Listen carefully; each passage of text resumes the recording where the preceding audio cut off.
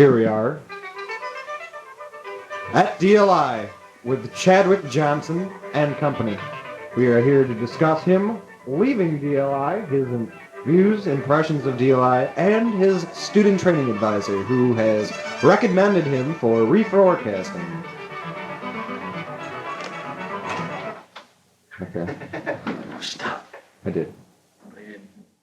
Here we are, like I said, with Chadwick Johnson here at the Defense Language Institute. We will be talking with him and his colleagues as to his position on leaving DLI.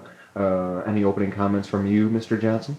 Well, I do feel on the system they use of eliminating students from the Defense Language Institute is rather poor, and the way they reforecast their jobs in the same day, giving them no time whatsoever. So what you were saying generally is that their elimination process is not what you would like it to be, that you would change and make some proposals to the committee on how they would eliminate the students rather than making them alienated from the educational process here at the Defense Language Institute. You'd rather incorporate a better program of remedial learning? Yes. I see here, Mr. Johnson, where it has been determined that your ability to retain and use in a meaningful manner the structural patterns and lexicon of the target language has, by the Air Force, been determined inadequate. I think it would be very good for some input on our interview here today to actually get the real story on this from one of your colleagues who is sitting with us here at NBC Studios. Scott? Oh shit, man. Oh, well, I heard my friend Chad got dicked away, and because he couldn't speak Korean. What the hell is that shit, Wong Dak Doi Point To Shu?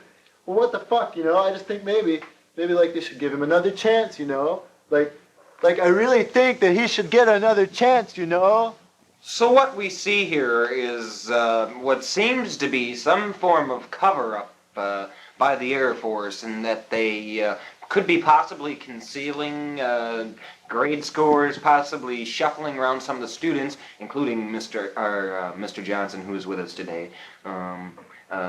One of the colleagues had mentioned the possibility of being dicked around, fucked over.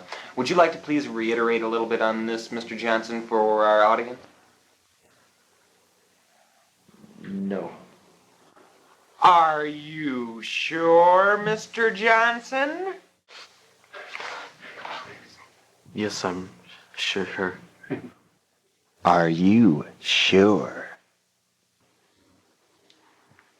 Yes. I'm sure. Well, I'm afraid that about wraps it up for today. Tomorrow we will be interviewing Colonel Sharp of the 3483rd Student Squadron here concerning Mr. Chadwick's problem, and the same problem that faces many other people. Tomorrow will be part 2 in a series of an Airman Without an AFSC. Its problem and its solution. But right now we're going to go to Brian and Jane down in Rio de Janeiro when they're going to broadcast to you live from Argentina here on the Today Show.